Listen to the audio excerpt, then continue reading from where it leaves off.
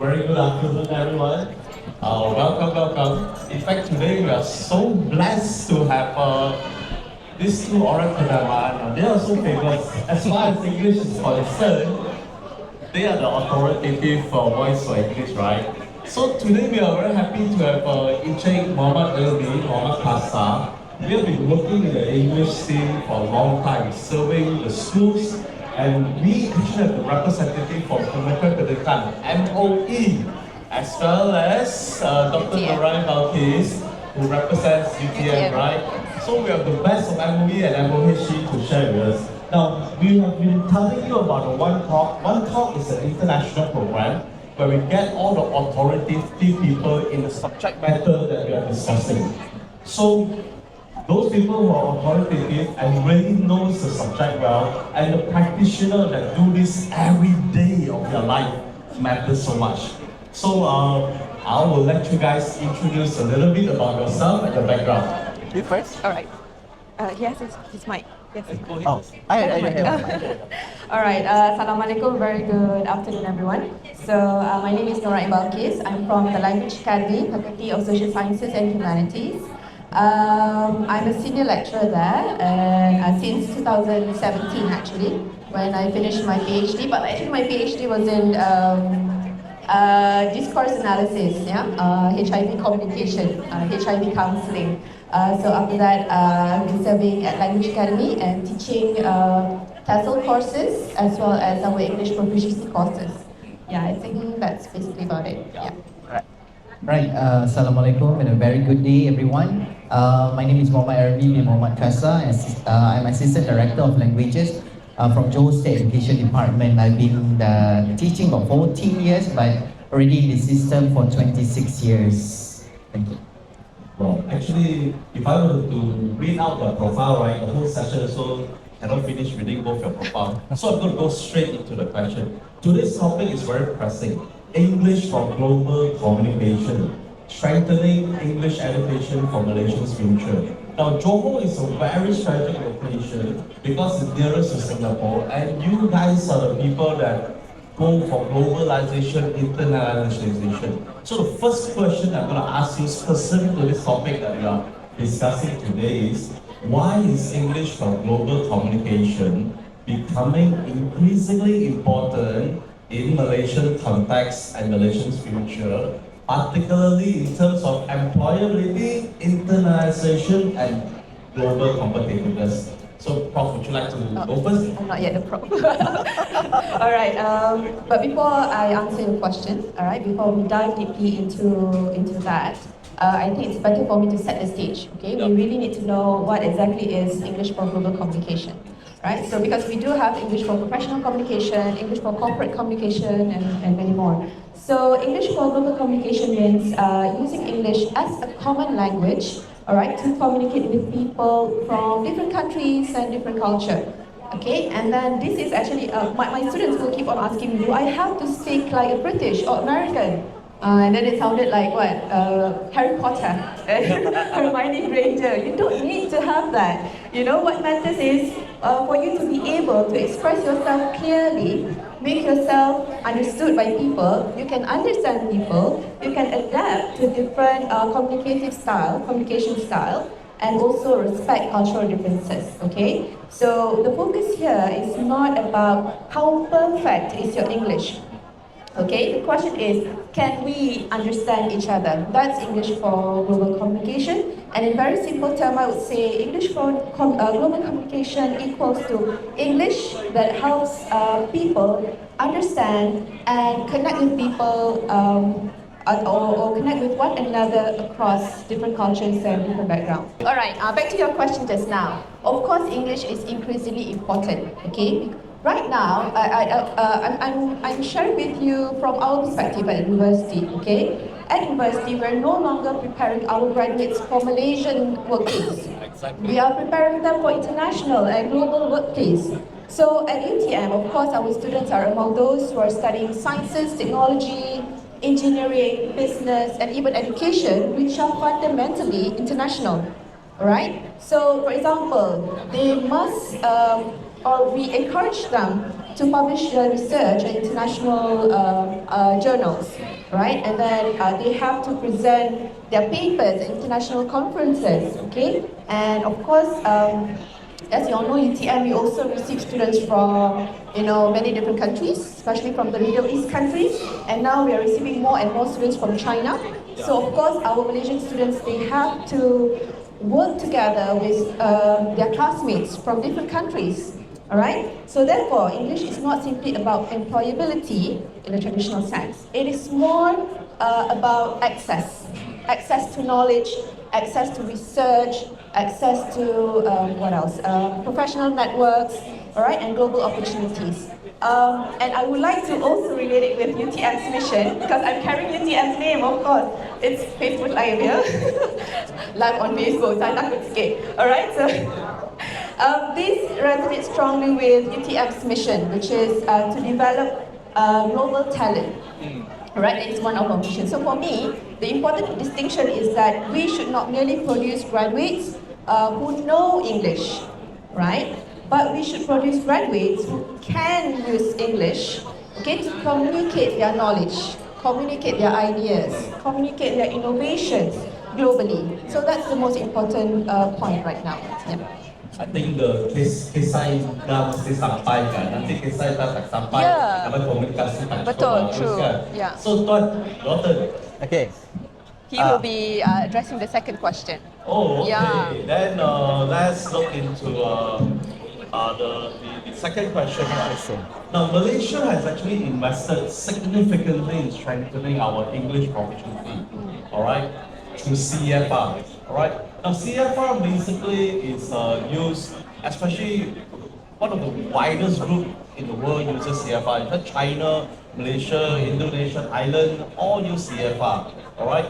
The thing is that, what do you think are the key achievements and maybe some remaining challenges to this approach? Why is CFR so important, and what is the government stand, especially from the MOE side on this using CFR as a measurement? Right, thank you. Actually, we have introduced our curriculum aligned with CFR since 2017.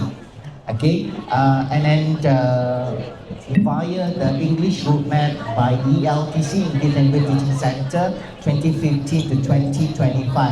And now we are still using the CFR, not just for the students, but for the teachers as well, for the English teachers, where the English teachers need to obtain at least the level C1 for CFR.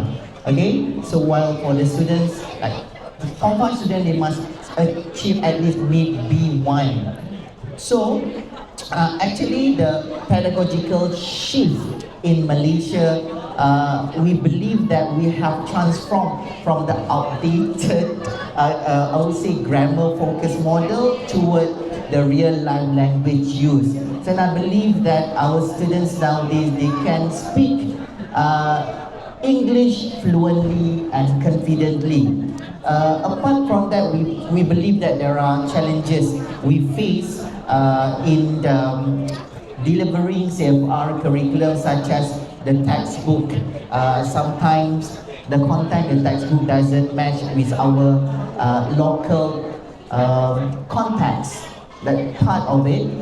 And then some of the teachers, they have difficulties in group the students according to the level, as we are not allowed to do streaming. So we need to do differentiation strategies in the classroom. As in Malaysia, most of the classroom very packed, 30 to 35 students in the classroom. These are the challenges faced by the students, by the teachers nowadays, to align with the CFR. But I believe it's a good approach from MOE to align our English with common European framework of reference, especially for English. Yeah.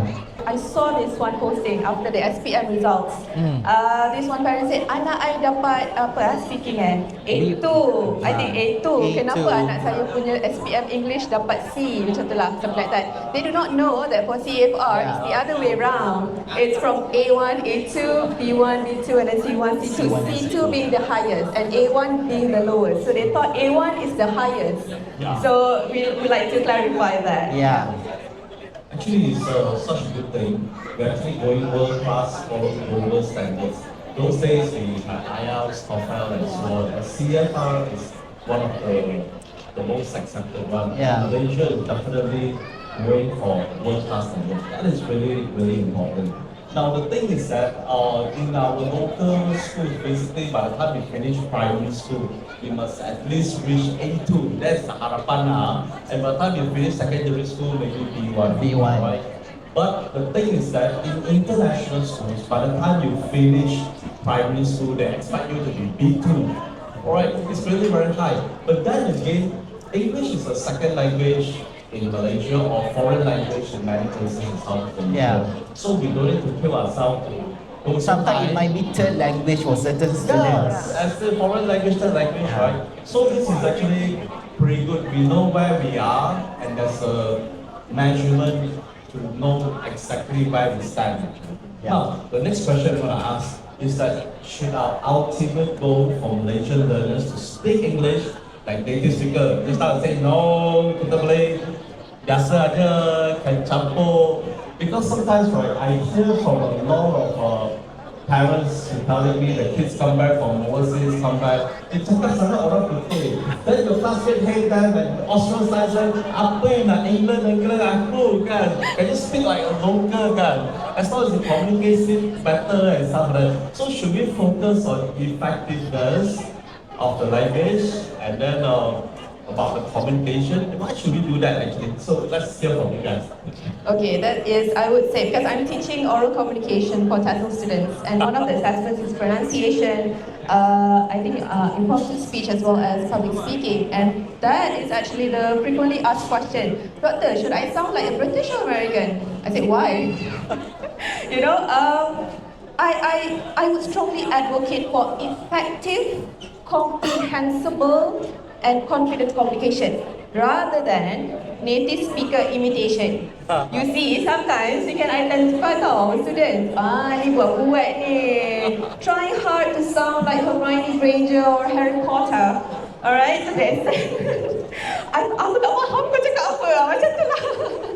Okay, sometimes when they try so hard speaking like a British, I terus, sorry my students dia kenal I siapa. I memang kadang-kadang actually it's part of kita try to close the gap lah, tak nak jauh sangat kan gap antara students. I cakap, kau nak cakap apa sebenarnya? Cuba cakap dengan aku betul-betul, you know. And then baru dia, boleh pun, you know. If you are trying so hard to sound like a British American to the extent that we don't understand what you're trying to say, then what's the point, right? Because communication itself is for you to send a message. If the message is something that, you know, you cannot understand, so what's the point, you know?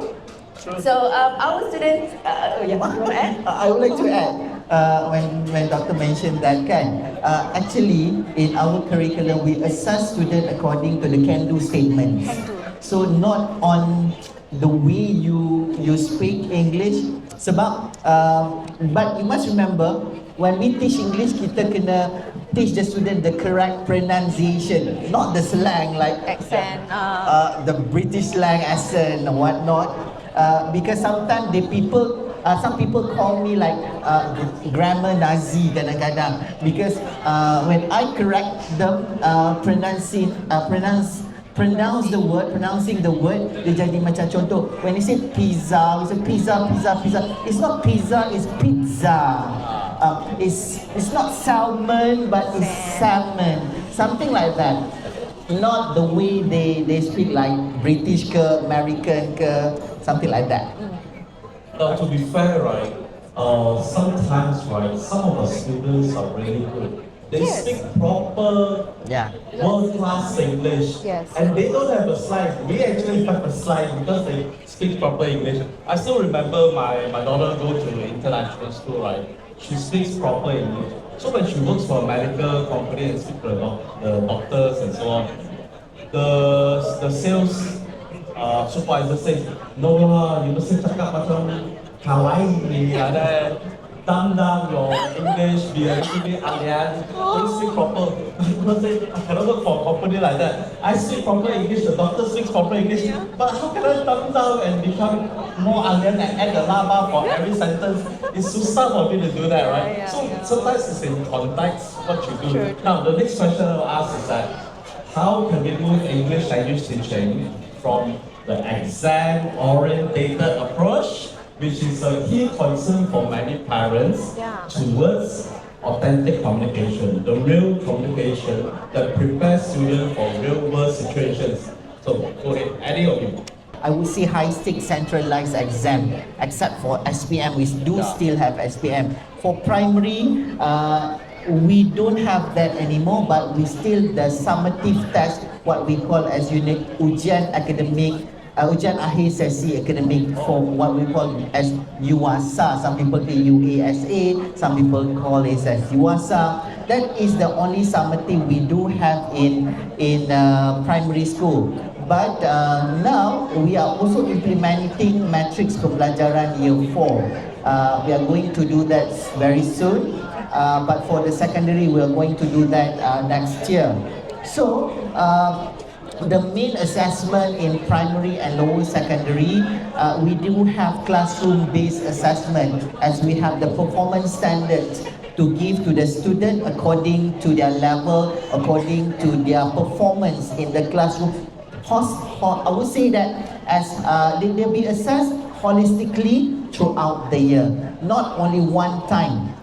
Because I really like the idea of classroom-based assessment, because we assess the student according to their ability, their strengths, not just for English, for example, we assess only for listening, speaking, reading, writing, but sometimes their level of creativity as well in performing in the classroom throughout the year, not only one shot, yeah? Right. So, for me, PPD effectively promote the authentic communication by utilizing diverse evaluation modalities. That's my personal opinion. Yeah. So the thing is that rather than take a one snapshot and measure a life or performance, maybe that day I take the English test, I'm not feeling so well or something like that, not so fair, right? But if a whole world, that means some days I'm up, some days I'm down, but it's measured accordingly, and I progress accordingly. We call it the wrong part method, or maybe modular method, and stuff may make sense. So the next thing, especially for the university side, right?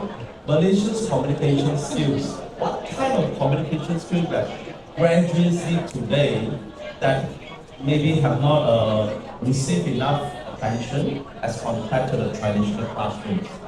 Alright, okay, for your information, at university level now, especially UTM, if I could relate to the previous question, alright, we are no longer having final examination for our English courses. It's 100% assessment, alright, 100% assessment, more authentic tasks and performance-based assessment, rather than asking them to answer the grammatical questions, or they still have to write essays, but it's to prepare them for academic writing, where during the final year they will have to write the final year project. All right, because once they have started working, your boss will not ask you like, okay, BALQIS, from A to B, or A, B, C, or D, which one is the correct answer? So no, they're not going to ask that, right? So it's more towards like preparing them to be able to pitch their ideas, present their ideas, present problem solutions and whatnot, yeah? So when it comes to your question just now, communication skills, I think our graduates need some of these skills, definitely. Presenting and explaining ideas. Sometimes they do have that in their brain. Dia cakap, "Betul, saya tahu nak cakap apa, tapi saya tak tahu nak cakap." Macam mana tu? So it will be very difficult, okay? Especially they need to make, they have to make complex ideas understandable by non-specialists. For example, those from the engineering, okay, that let's say they want to pitch their idea. To me, as a language person, I need to understand what they're trying to say instead of using all those jargons and technical terms, right? So that's very important. Being able to present and communicate technical ideas in simple words that's actually very difficult. All right, and then collaboration. They should be able to discuss, to negotiate. All right, and I realized that our students, they are afraid to disagree. Yeah. Disagree to other people's idea, all right? Especially when during a group discussion assessment, agree all the time. Macam, oh bagusnya you. Agree, yeah, tak ada disagree. Yes, yes. Boleh ke kita disagree? Why not? Macam, that's part of your skill, having the ability to disagree with someone is actually a plus point, and then professional communication, all right? Professional communication, they should be able to write emails, attending to meetings and speaking or communicating during the meetings, which our students are still lacking, all right? Because I receive questions from my friends from the HR department. Dia tanya, Balqis, korang tak ajar ke dia tulis email? I boleh tunjuk you course outline kami, tengok course information. We do teach them how to write emails. Boleh tengok slides, everything kita bagi. Boleh tanya my friend there kan. Alright, so kenapa? Why? They couldn't apply it once they have started working. Even when they are applying for a job. This is my CV. Or the best part is nothing at all. Attached to a CV. So that's when our HR friends tanya, korang tak ajar ke all this cover letter and whatnot? We did. So nak buat macam mana, right? But never mind, we'll keep on guiding them. And then intercultural communication, alright? They should know that if, let's say, they get the chance to work outside of Malaysia, alright? So they should know that there are some words that to us it's okay, but to other culture it may be, kind of vulgar, I don't know lah, it's inappropriate, okay? And then just now Dr. Asra mentioned about AI. Of course, they need to learn about digital communication, alright? How to communicate through video conferencing and whatnot, because right now, we are moving towards having, we prefer webinar, video conferencing, because it's cheaper. Cheaper kan, dia tak payah bagi makan. Cheaper kan. Right now sekarang ni kan. And then lastly, this one, strategic communication, which our students fall short lah actually. They need to know how to adjust their language when they're speaking to different people, different contexts. Okay, even now, when our students dia nak hantar message kepada lecturer, kepada our maybe visiting professor, the way they send a message, the words tu macam tak sesuai. Okay, they do not know how to adjust their words. To them, saya cakap biasa je tu, tak ada jahat-jahat. I know, but the way you say it as if like you are requesting them to do something. Like you are, macam I instruct you to do something, for example, right? So they really need to learn that. So, those are the things that our students are still lacking and they need to focus on that.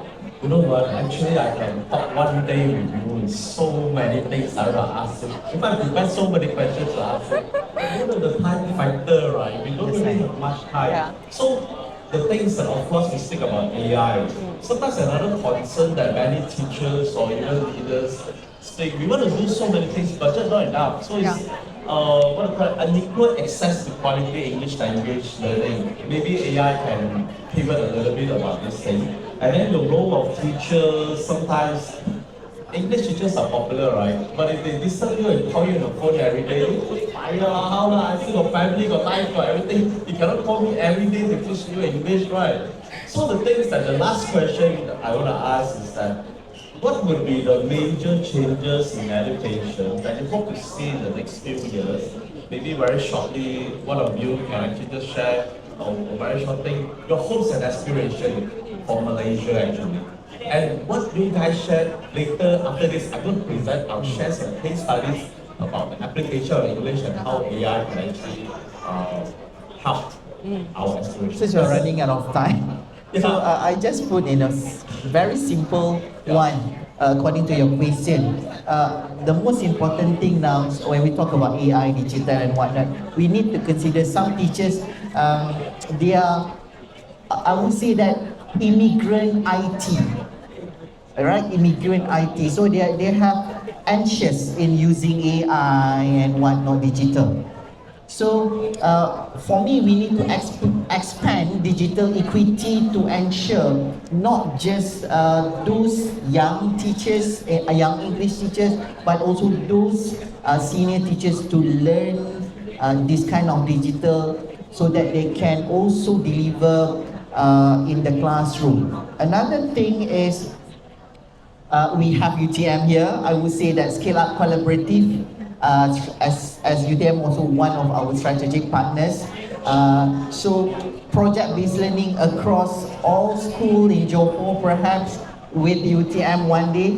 So that's good because I would say that project-based learning is one of the platform we can encourage students for all the skills like listening, speaking, reading and writing. So some students, they are good in writing but not in listening. They're good in listening but not in speaking. Right? So we have to make sure all the skills, the weightage, the balance with not just the teachers but also the students. Yeah. Right, if I may add, from the university level, at university, we really have to work hand in hand with people from the industry. So that's why every faculty is encouraged, or maybe I should say compulsory for them to appoint those from the industry, where we call it as industry advisory panel, where they will keep on reviewing our curriculum, and we have to make sure that our curriculum, our syllabus are up to date and relevant to the industry, right? Because we do not want our students to learn something that is outdated. Bila dia start kerja, tak pakai pun benda tu. It's very important for us to keep, updating, because for university, once every 3 years, we have to review our curriculum. That's when we revamp, we put aside or ditch whatever courses that are no longer relevant, okay? And then, of course, make digital, AI, and also intercultural communication part of English education, because we have to make sure that English classroom in 2030 cannot be the same as English classroom of 2020. Different, okay, although it's just 10 years, okay? So the students, they need English proficiency plus digital literacy plus AI literacy and plus intercultural communication or competence, and plus, if I may add another plus, critical thinking. That's what they are lacking. It's critical thinking. They cannot think critically. Why? Because everything they tanya AI. Apa itu? Contohlah kan. So they couldn't think critically now. Whenever we pose them critical questions, they were like, give me 5 minutes, doctor. Why you want to ask your best friend? AI. Alright, so yeah, that's all. So thank you for sharing. I think in the AI age, I strongly believe the remit-temit, the benda biasa, let AI do it and let AI answer. But we need teachers more than ever. Because in context, in relevance about everything that matters to our life, and especially our faith in God and our belief in God matters a lot, because that could be the tipping point, and our mental health is very important. So we thank you, teachers and lecturers, for serving. We really, Thank you for really having us. appreciate you guys. Thank you, so it's an much. honor. All right, a round of applause to our panel speakers. Okay.